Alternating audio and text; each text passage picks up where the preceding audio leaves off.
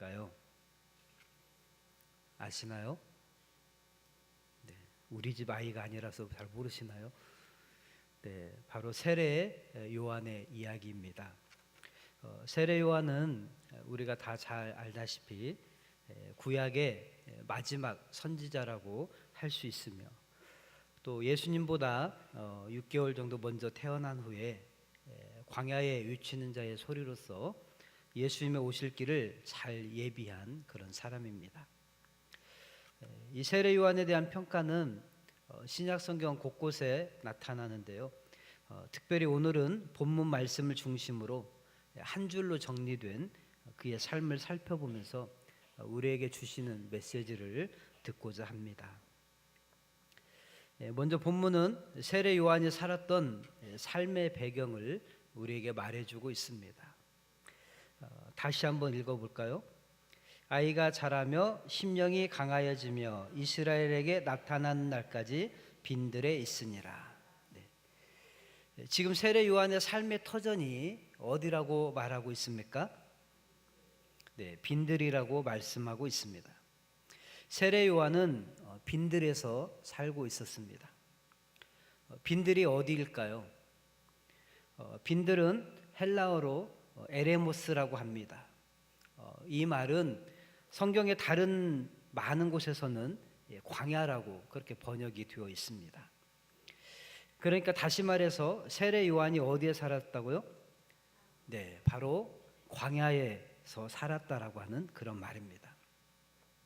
아마 그가 사해 근처 요단강에서 세례를 주는 것이 우리 세례 요한의 주 사역이었던 것을 생각해 보면 아마도 그 근처 유대 광야에서 살았을 것으로 추정이 됩니다. 그럼 광야가 또 어떤 곳입니까? 혹시 가보셨나요? 저는 성지순례를 가봤습니다만 그렇지 않은 대부분의 사람들은 이 광야가 그냥 상상만 되지 실제 어떤지를 잘 모르실 것입니다. 그런데 우리가 이제 추측해 볼 수 있고 짐작해 볼 수 있는 것이 있는데요. 광야가 얼마나 살기 힘든 곳인지는 구약의 출애굽 당시에 이스라엘 백성들을 생각해 보면 짐작할 수가 있습니다. 한적하고 또 외롭고 또 사나운 들짐승들이 가득하고 또 먹을 것을 양식을 구할 수가 없고요. 마실 물도 얻기가 힘든 곳이 바로 광야입니다. 낮에는 태양의 뜨거운 열기와 또 더운 바람이 불어와서 견디기가 힘들고요. 반대로 저녁에는 추워서 벌벌 떨어야 하는 그렇게 일교차가 큰 곳이 바로 광야입니다. 또 어떤 경우에는 밤에 동네로 들어와서 약탈을 하는 그런 범죄자들이 낮에 사람들을 피해서 숨어 있기도 해서 안전을 보장받을 수 없는 그런 곳이 바로 광야입니다. 그래서 우리는 우리의 힘든 삶을 그러한 광야에 빗대어서 비유를 많이 하지요. 재정적으로 힘들거나 파산을 당했을 때, 또 치유하기 힘든 질병으로 인해서 건강상의 어려움을 겪을 때, 또는 인생의 중요한 시험에서 낙방하거나 취직이 안 된다든지 또는 실직하는 등의 직장의 문제를 겪을 때도 그렇습니다. 더 나아가서 또 사별이나 이혼의 아픔을 겪을 때에도 우리는 그러한 자신의 인생을 바라보면서 광야를 걷는 것으로 비유를 하더라고 하는 것이죠. 그때 우리의 반응은 어떻습니까? 모르긴 몰라도 아마 대부분의 사람들은 불평하고 원망하면서 살아갈 것입니다. 그만큼 힘든 것이 우리의 삶이라고 하는 것이죠. 그러한 빈들과 같은 우리의 삶인데 그 빈들을 당장에 푸르른 초장으로 만들기는 어렵습니다. 그래서 우리가 할 수 있는 것이 유일한 것이 있다면 그저 살아내는 것입니다.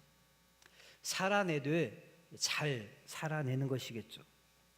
어떤 분들은 그 삶을 살아내기가 너무나도 힘이 들어서 스스로 목숨을 포기하는 사람도 있기 때문에 그렇습니다. 여러분, 우리 모두가 잘 살아내기를 축복합니다. 그럼 어떻게 하면 잘 살아낼 수 있을까요? 그것을 세례 요한을 통해서 살펴보려고 합니다. 먼저 살펴볼 것은요, 세례 요한이 처음부터 이렇게 빈들에서 살았을까 하는 것입니다. 그렇지 않습니다. 원래 세례 요한의 집은 39절에 의하면 산골에 있는 유대 지역의 한 동네에 있었습니다. 우리 누가복음 1장 펼쳐 놓으시고요. 우리 39절 40절 한번 같이 읽어보도록 하겠습니다. 시작. 이때 마리아가 일어나 빨리 산골로 가서 유대 한 동네에 이르러 사가랴의 집에 들어가 엘리사벳에게 문안하니. 사가랴의 집, 즉 세례 요한의 아버지잖아요. 그의 집이 어디 있었다는 것입니까? 산골로 가서 유대 한 동네에 이르러, 이렇게 말했죠. 산골에 있었다라고 하는 것입니다. 여기서 말하는 산골은 이스라엘의 전체 지형 구분에 있어서 중앙 산악지대를 말하는 것입니다. 이스라엘은 지역이 해안가 지역, 또 평야 지역, 또 산악 지역, 또 협곡 이렇게 나뉘어져 있는데요. 가장 볼록 솟아있는 중앙 산악지대를 말하는 것인데요. 거기에는 주요 도시들이 있는 곳입니다. 그래서 점령하기 힘든, 전쟁이 하도 많은 곳이다 보니까 점령하기 힘든 그런 산속으로 올라가서 사람들이 살았던 곳이죠. 산골과 광야는 천지 차이가 있는 곳입니다. 그리고 광야는 거주하는 사람이 없거나 찾아보기 힘든 곳인데, 거기에 반해서 세례 요한의 집은 그래도 여러 가구가 모여 사는 동네였습니다. 유대 한 동네다 이렇게 했는데, 그 유대인의 개념으로 동네라고 할 때는 보통 약 15에서 20호, 20개 가구 정도, 그런 가구가 모여서 사는 곳을 동네라고 그렇게 표현을 합니다. 그러니까 세례 요한이 처음부터 빈들에서 살았던 것은 아니었습니다. 그러면 그가 빈들에서 살게 된 어떤 계기가 있었겠지요. 그래서 추측해 보건대 아마 세례 요한이 어렸을 때 그의 부모가 모두 돌아가셔서 그의 삶의 자리가 옮겨지지 않았나 하는 생각을 해봅니다. 왜냐하면 세례 요한을 낳았을 당시에 그의 부모님은 모두 나이가 많아서 늙어서 잉태할 수 없는 사람들이었었거든요. 7절을 한번 보겠습니다. 7절입니다. 엘리사벳이 잉태를 못함으로 그들에게 자식이 없고 두 사람의 나이가 많더라. 잉태를 못하고 나이는 많았다라고 하는 것이죠. 또 18절입니다. 사가랴가 천사에게 이르되 내가 이것을 어떻게 알리요? 내가 늙고 아내도 나이가 많으니이다.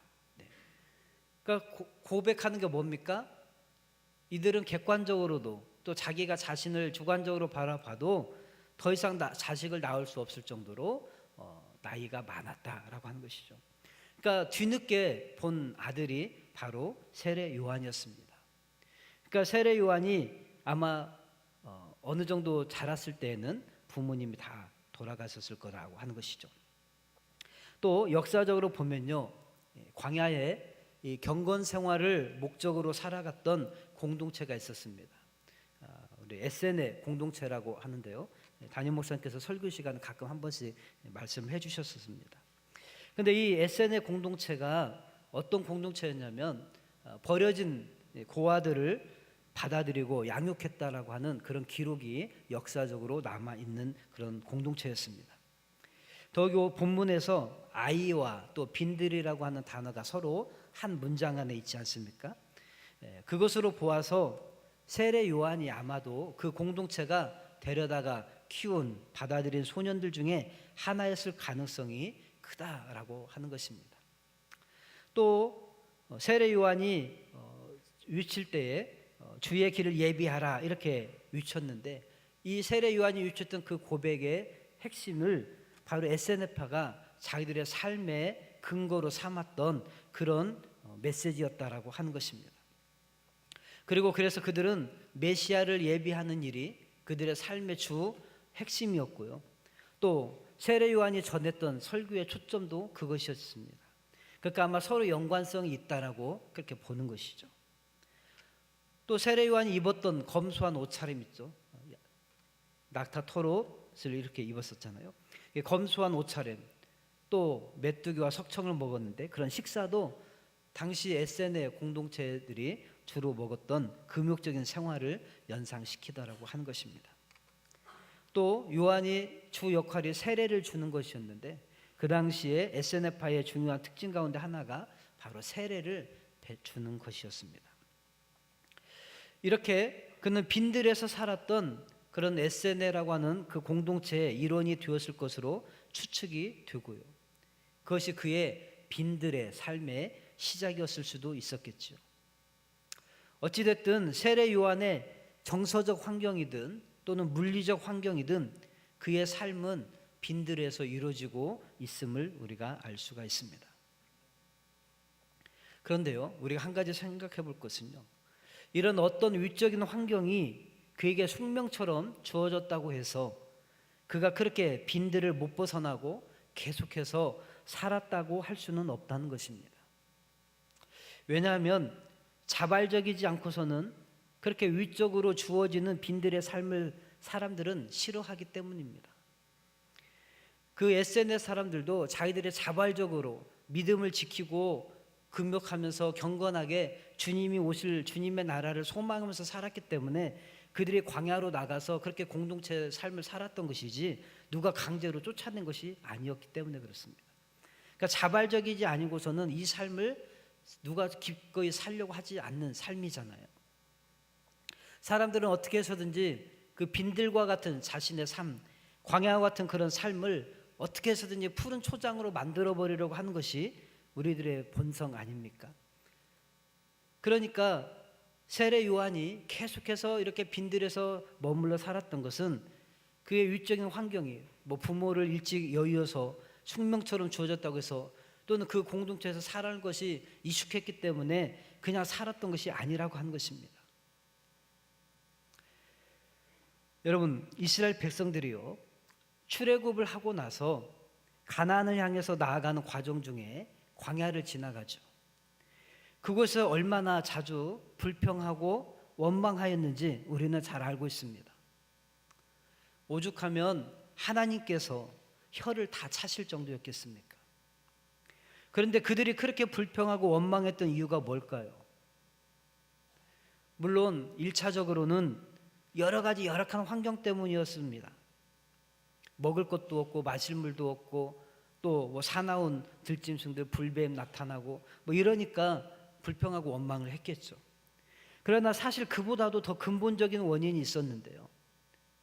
그들의 출애굽이, 그들의 광야 생활이 그 출발과 그 과정과 그 마침이 자발적인 것이 아니었기 때문입니다. 다시 말해서 자발적인 출애굽도 아니었고요, 자발적인 광야 생활이 아니었다는 말입니다. 그러니까 조금만 어려움이 생기면 당연히 불평과 원망이 많았던 것이죠. 그러나 세례 요한의 광야 생활은 달랐습니다. 그가 싫은데 억지로 그렇게 산 것이 아닙니다. 그는 자발적으로 그렇게 살아간 것입니다. 제가 그것을 말씀을 통해서 설명해 드리려고 한데요, 이번 안산 동지방 연합성회 첫째 날 우리 강사 목사님께서 헬라어의 문장 구조를 설명해 주셨잖아요. 저도 한번 해보겠습니다. 오늘 본문에 빈들에 있으니라에서 있으니라라고 하는 이 헬라어가 애니라고 하는 동사입니다. 근데 이 애니라고 하는 동사를 헬라어는 그 성과 수와 격 또 시제 이런 것들이 다 복합적으로 연결되어 있거든요. 그래서 그거에 맞춰서 해석을 해야 정확한 해석이 나오는데 이 애니라고 하는 동사를 어떻게 분석을 해놨냐면 3인칭 남성 단수 직설법입니다. 자, 한번 해볼까요? 3인칭 남성 단수 직설법. 네, 내가 아니니까 3인칭이겠죠. 너도 아니고 세례 요한이니까. 그리고 세례 요한이 여자가 아니니까 남성이니까. 그 다음에 직설법이죠. 거기에다가 미완료 능동태 동사입니다. 뭐라고요? 미완료 능동태 동사. 즉 수동태가 아니라 능동태 동사라고 하는 것입니다. 그리고 미완료 시제입니다. 미완료 시제가 뭐라고 했습니까? 과거부터 현재까지 계속해서 반복적으로 이어져서 진행되는 거, 그게 미완료라고 했잖아요. 그러니까 지금까지 계속해서, 과거에서부터 지금까지 계속해서 살고 있다는 것입니다. 수동적으로가 아니라 능동적으로. 지금 무슨 말입니까? 세례 요한이 빈들에서 살게 된 것은 처음 그 계기는 잘 모르겠지만, 어떤 계기로 그가 그렇게 빈들에 가서 살게 됐는지는 모르겠지만, 어찌됐든 지금까지 나이 30이 되기까지 빈들에서 계속 살고 있는데, 그것은 강압적이거나 숙명적이어서가 아니라 본인이 자발적으로 그러한 삶을 살기로 선택했다는 것입니다. 그래서 그는 한 번도 이 광야 생활에 대해서, 빈들의 삶에 대해서 불평과 원망이 없이 빈들의 삶을 살아낸 것입니다. 그러면 세례 요한 어떻게 그 힘든 빈들의 삶을 살아낼 수 있었을까요? 오늘 말씀이 그 답을 우리에게 제시해 준다고 생각되는데요, 바로 그의 심령이 강하여졌기 때문이라고 볼 수 있습니다. 자, 또 한 번 또 읽겠습니다. 80절 시작. 아이가 자라며 심령이 강하여지며 이스라엘에게 나타나는 날까지 빈들에 있으니라. 제가 이 말씀을 계속 반복적으로 읽냐면요, 사실 이 말씀과 비슷한 말씀이 2장에 나옵니다. 바로 예수님의 유아기 때 나왔죠. 아이가 자라며 지혜와 키가 자라고 하나님과 사람에게 사랑스러워가더라. 근데 그 메시지는 하나님과 사람에게 사랑스러워가고 지혜가 있고 하니까 돌 때 많이 써먹거든요. 돌 예배 때 많이 써먹는데, 이 말씀은 별로 빈들에 있으니라 별로 환영을 못 받습니다. 그래도 누가 자기 자식이 빈들에 있기를 좋아하겠습니까? 그래서 이 말씀을 계속해서 제가 반복적으로 읽으라고 하시는 겁니다. 여러분, 제가 질문 한번 해보겠습니다. 여러분은 세례 요한이 빈들에서 살았기 때문에 심령이 강해졌다고 생각하십니까? 아니면 심령이 강했기 때문에 빈들을 살아냈다고 생각하십니까? 빈들이 먼저일까요? 심령이 먼저일까요? 네? 네. 뭐 눈치채시고 심령 하시는 분인데 아주 눈치가 빠르신 분입니다. 저는 심령이 먼저라고 생각합니다. 제가 왜 그렇게 생각하는지 말씀드려 보겠습니다. 우리는요, 가끔 마음이 완고하거나 의지가 강한 사람들을 만나게 됩니다. 그때 느끼는 것은 저 사람의 마음이 왜 저렇게 완고할까? 그러면서 궁금해집니다. 그런데요, 그분의 삶에 대해서 주변 사람들로부터나 또는 본인으로부터 직접 듣게 되면, 아, 그럴 수밖에 없었겠구나라고 공감이 되는 그런 참으로 험악한 삶의 뒷이야기들을 갖고 계심을 알 수가 있습니다. 그래서 그 이야기를 듣고 나면 모두가 한결같이 그렇게 결론을 내리는 것이, 어렸을 때부터 상황이 그렇게 어려웠고 그래서 상처가 많았기 때문에 저렇게 억척스럽고 의지가 강하고 마음이 완고하다고 주변 사람들이 모두 동의하는 것입니다. 그것은 환경이, 즉 빈들이, 광야 같은 삶이 그 사람을 그렇게 강하게 만들었다고 하는 의미인 것이죠. 그런데 성경은요, 그것을 가리켜서 심령이 강하다고 말하지 않습니다. 그것은 강한 것이 아니라 말 그대로 강팍한 것입니다. 상황이 힘들면 마음이 강팍해지죠. 성경에 보면 애굽의 바로 왕이 마음이 강팍하다 이렇게 하잖아요. 근데 강팍해지는 것입니다. 하지만 세례 요한의 심령의 강함은 그런 종류, 강팍함의 그런 종류의 것이 아니었습니다. 왜냐하면 마음이 강팍한 사람들의 특징은요, 모든 것이 자기 중심적입니다. 자기가 인정받고 자기가 높임받으면 좋아하지만 자기가 무시당하거나 자기가 배제되면 막 노발대발 하지 않습니까? 근데 세례 요한은 자기 중심적이지도 않았고요, 오히려 남을 높이는 사람이었기 때문에 세상이 말하는 그런 강함과 다른 강함이라고 하는 것입니다. 자신에게서 제자들이 떠나서요, 예수님을 따를 때 그의 마음은 흔들리지 않았습니다. 너희들이 나를 무시하고 더 좋은 스승이 나타났다고 글로 가 이러면서 삐지지 않았다는 것이죠. 오히려 그는 뭐라고 말하냐면 예수님은 흥하여야 하겠고 나는 휴하여야 하리라 이렇게 고백을 했습니다.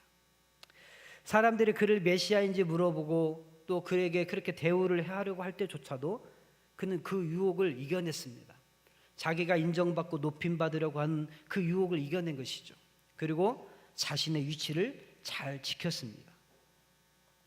사람들이 자꾸만 와서 당신이 뭔데 세례를 주느냐라고 물었을 때 나는 물로 세례를 주지만 내 뒤에 오시는 분이 있다. 근데 그분은 나는 얼마나 위대한지 나는 그분의 신발끈을 푸는 것도 감당치 못할 존재다. 이렇게 이야기를 했습니다. 이것이 바로 세례 요한의 모습입니다. 그러니까 자기가 조금 무시당한다고 노발대발하는 모습이 아닌 것이죠. 그러면 아까 말씀드린 삶의 환경이 어려워서 광야를 살기 때문에 빈들의 삶을 살기 때문에 강팍해지는 심령과 이 세례 요한이 살아가고 있는 그 빈들의 삶 속에서 그가 만들어진 심령의 강함이 다른 것을 우리가 알 수가 있다는 것이죠. 여러분, 사람들의 심령이 왜 흔들립니까? 비교되기 때문입니다. 또한 더 좋은 삶과 지위에 대한 유혹을 이겨내지 못하기 때문입니다. 어느 날 수도사를 공격하기 위해서 사탄들이 모여서 집중적으로 회의를 했습니다. 이 수도사는 영적으로 아주 성숙한 사람이었습니다. 그는 한 번도 유혹에 넘어간 적이 없었고요. 많은 사람들에게 존경을 받는 그런 사람이었습니다. 돈에 대해서도 여자에 대해서도 항상 깨끗한 사람이었습니다. 그러니 얼마나 존경받겠습니까? 그래서 이 수도사를 넘어뜨리기 위해서 사탄들이 온갖 수단과 방법을 다 사용했는데 결코 넘어뜨릴 수가 없었던 것이죠. 그때 가장 노련한 그런 사탄이 나섰습니다. 내가 한번 그 수도사를 넘어뜨려 보겠다. 그리고 그 수도사에게 다가간 사탄이 그의 귀에다 대고 이렇게 말했습니다. 이보게, 자네 친구는 대주교가 되었네. 무슨 말인지 아세요? 네. 너보다 훨씬 좋은 자리에 있다는 것이죠. 이 말을 듣자마자 그동안 어떠한 유혹에도 넘어가지 않던 이 수도사의 얼굴이 울그락 푸르락 해지더라는 것입니다. 이 수도사의 가장 큰 아킬레스건이 바로 비교의식이었던 것입니다. 다른 사람들보다 더 인정받기 위해서 죄의 유혹도 이겨내고 그랬는데, 그런데 자기 속에 진짜 감춰져 있었던 비교의식은 극복을 못했던 것이죠. 여러분, 이게 우리 이 수도사만의 이야기입니까? 우리 모두의 이야기지 않습니까? 그런데 세례 요한은 처음이나 나중이나 한결같은 모습을 보여주고 있습니다. 왜냐하면 그의 심령이 강하니까요. 그래서 비교의식 때문에 힘들어하지 않았다라고 하는 것입니다. 이것이 바로 자기 중심적이고 강팍한 사람들의 그 강함과 다른 것입니다. 원래 세례 요한의 가문은요, 제사장 가문이었습니다. 비록 산골에 살았지만 제사장은 이스라엘 백성들의 존경을 받는 계층의 사람들이었습니다. 그리고 그 마을에서는 최고로 영향력을 행사하는 사람 중에 하나였습니다. 그러므로 세례 요한은 가만히 그 동네에서 그냥 살고 있으면 저절로 아버지의 뒤를 이어서 제사장이 될 수 있었습니다. 더군다나 그냥 제사장도 아니고 아버지가 존경받는 사람이었습니다. 6절 말씀에 보니까 이 두 사람이 하나님 앞에 의인이니 주의 모든 계명과 규례대로 흠이 없이 행하더라. 성경이 인정할 정도로, 하나님이 인정할 정도로 흠이 없는 그런 삶을 살았던 아버지였습니다. 아버지를 두었습니다.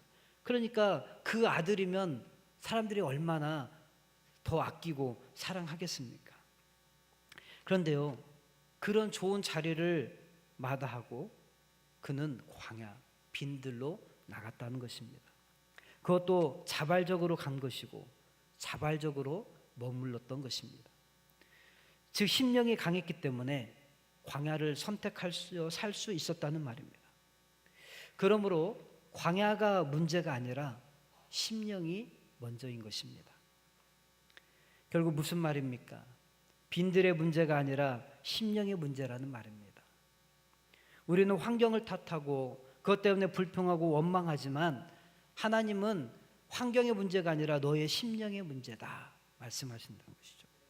이스라엘 백성들은 심령이 강하지 않았기 때문에 40년 광야 생활을 불평과 원망으로 보냈지만 세례 요한은 심령이 강했기 때문에 광야의 삶을 원망하지 않고 오히려 자원함으로 들어가서 살 수가 있었다는 말입니다. 지금도 우리는 그러한 심령이 강한 분들을 종종 보게 됩니다. 바로 세계 곳곳에 열악한 환경에 처한 그런 의지를 기꺼이 찾아가서 복음을 전하는 선교사님들이 그 좋은 예라고 할 수가 있습니다. 그분들이 거기 가서 무슨 부귀 영화를 누려보겠다고 가겠습니까? 돈을 많이 벌어보겠다고 가겠습니까? 그분들이 그렇게 자원함으로 찾아간 것은 물질 문명의 삶을 뒤로하고 광야의 삶을 선택하여 살아간 것은 그들의 심령이 강하여졌기 때문인 것입니다. 우리 보고 가서 살으라고 하면 잠깐 여행은 갔다 올 수 있는데 거기서 한 달, 두 달 살으라고 하면 못 살죠. 빨리 집에 가고 싶다고들 난리 아닙니까? 그런 불편한 곳을 억지로 찾아가서 살더라고 하는 것이죠. 누가 강압적으로 떠밀었습니까? 아닙니다. 자원함으로 자발적으로 간 것이죠. 왜 그럽니까? 심령이 강하기 때문에 그렇습니다. 여러분, 저와 여러분의 심령이 그렇게 강해지기를 축복합니다. 그럼 세례 요한의 심령의 강함은 어디에서 나온 것일까요? 그리고 어떻게 하면 우리의 심령도 그렇게 강해질 수 있을까 한 것입니다. 역시 세례 요한에게서 답을 찾을 수 있는데요. 그는 모태에서부터 성령으로 충만한 사람이었습니다. 누가복음 1장 15절인데요. 같이 읽겠습니다. 이는 그가 주 앞에 큰 자가 되며 포도주나 독한 술을 마시지 아니하며 모태로부터 성령의 충만함을 받아. 언제부터요? 모태로부터 성령의 충만함을 받았던 거예요. 여러분, 심령이 강해지는 것은 환경이 열악해서가 아니라 성령으로 충만할 때 심령이 강해지는 것입니다. 즉 환경이 먼저가 아니라 심령이 먼저라는 것입니다. 그래서 어쩌면 본문의 순서가 정확한 것일 것입니다. 심령이 강하여지고 이스라엘에게 나타날 때까지 빈들에 있으니라. 여러분, 그래서 우리가 빈들과 같은 환경을 바꿔달라고 기도하기에 앞서서 먼저 기도해야 될 것이 있는데요. 그것은 바로 우리의 심령이 강해지기 위해서 기도해야 하는 것입니다. 여러분이 지금 처한 상황이 어떠한 상황이든 간에 상관없이 그 환경과 상황을 바꿔달라고 기도하기 전에 내 심령이 강해지기를 위해서 간구해야 된다라고 하는 것입니다.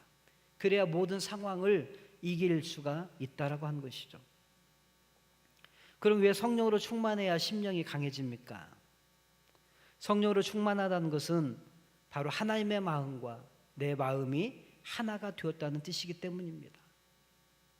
하나님의 마음과 생각과 뜻을 알려주시는 분이 성령님이신데 그 성령님과 한 마음, 한 생각, 한 뜻이 되면 자발적인 것이 되더라고 하는 것이죠. 그 성령님만이 하나님의 깊은 생각을 아시는 분이십니다. 성령이 아니고서는 하나님의 마음과 생각과 뜻을 도무지 알 길이 없습니다. 그런데 그 성령께서 우리에게 그 하나님의 깊은 마음과 생각과 뜻을 알게 해주시고 우리로 하여금 그 동일한 마음과 생각과 뜻을 품게 하시기 때문에 심령이 강해질 수 있다라고 한 것이죠. 고린도전서 2장 10절에서 13절입니다. 제가 읽겠습니다. 오직 하나님이 성령으로 이것을 우리에게 보이셨으니 성령은 모든 것 곧 하나님의 깊은 것까지도 통달하시느니라. 사람의 일을 사람의 속에 있는 영 위에 누가 알리요? 이와 같이 하나님의 일도 하나님의 영 위에는 아무도 알지 못하느니라. 우리가 세상의 영을 받지 아니하고 오직 하나님으로부터 온 영을 받았으니 이는 우리로 하여금 하나님께서 우리에게 은혜로 주신 것들을 알게 하려 하심이라. 우리가 이것을 말하거니와 사람의 지혜가 가르친 말로 아니하고 오직 성령께서 가르치신 것으로 하니 영적인 일은 영적인 것으로 분별하느니라. 그리고 나서 16절에 이렇게 이야기합니다. 누가 주의 마음을 알아서 주를 가르치겠느냐? 그러나 우리가 그리스도의 마음을 가졌느니라. 즉 무슨 말입니까? 성령님만이 하나님의 사정을 알고 하나님의 뜻을 우리에게 알려주시는데, 우리가 그리스도의 마음을 가졌다라고 하는 것은 우리 안에 성령님이 임하셨다라고 하는 것이죠. 그러니까 성령님이 임하신 사람은 하나님의 생각과 같은 생각을 품고 하나님의 마음과 같은 마음을 품고 하나님의 뜻과 같은 뜻을 품더라고 하는 것입니다. 근데 세례 요한이 모태에서부터 그 성령으로 충만하였기 때문에 그때부터 하나님의 생각과 마음과 뜻이 자신의 생각과 마음과 뜻이 되었던 것입니다.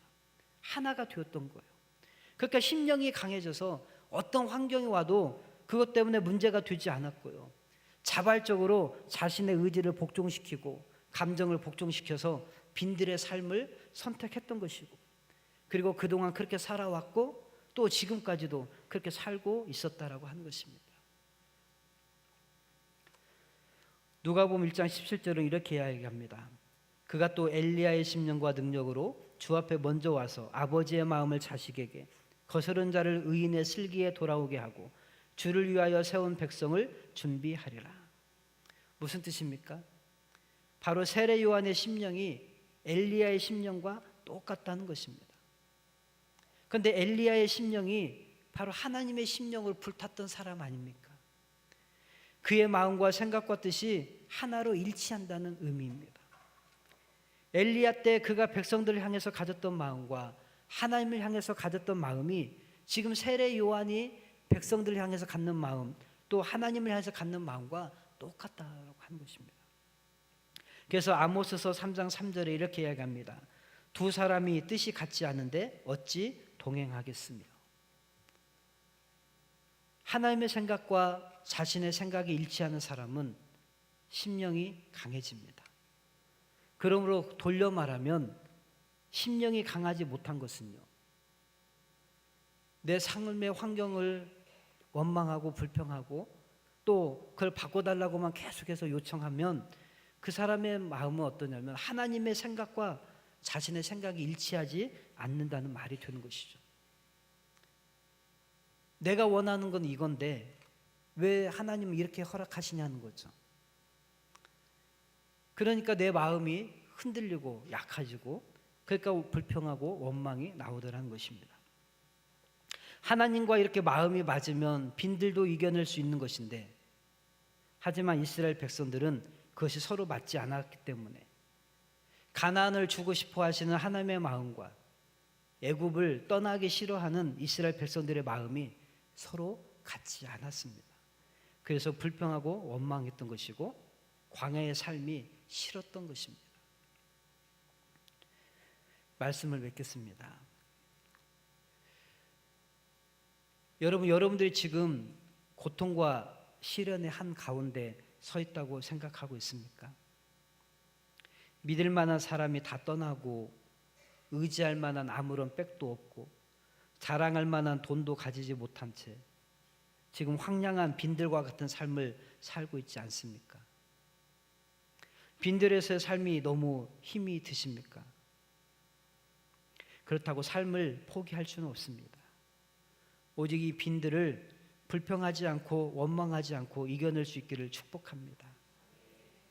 그것은 하나님의 성령으로 하나님의 마음과 생각과 뜻이 여러분의 마음과 생각과 뜻으로 하나일 때 가능한 것입니다.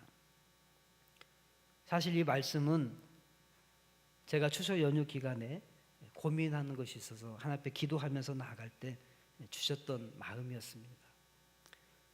계속해서 불평하고 원망하고 삶을 되돌아보니까 감사가 사라졌던 제 모습을 보게 하셨습니다. 그러면서 하나님께서 그건 환경의 문제가 아니라 너의 심령의 문제다 라고 하면서 이 말씀을 떠오르게 하시더라고요.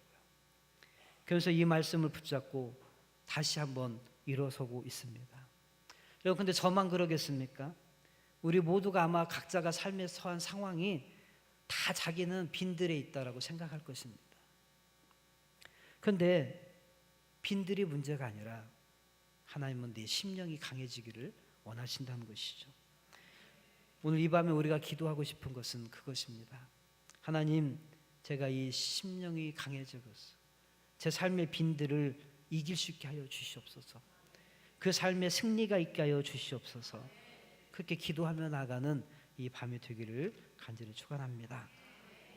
주님의 제자들도 성령을 받기 전에는 빈들을 피해서 십자가 앞에서 도망갈 수밖에 없었지만, 그러나 그들이 성령을 받은 후에는 광야를 자처해서 그들의 모든 삶이 십자가의 삶을 살았습니다. 십자가만큼 빈들의 삶이 어디 있겠습니까? 가장 힘들고 고독하고 고통스럽고 견디기 힘들고 수치스럽고 조롱과 멸시를 받는 그 자리 아닙니까? 그런데 주님이 심령이 강하셔서 그 빈들의 삶을 사셨고, 세례 요한도 심령이 강하여서 빈들의 삶을 살았고, 주님의 제자들도 그 이후에 심령이 강해져서 빈들의 삶을 살았다면 우리도 심령이 강해진 것이 우선 풀어야 될 과제인 줄 믿습니다. 그렇게 기도하며 나가게 되기를 바랍니다. 우리 기도하겠습니다.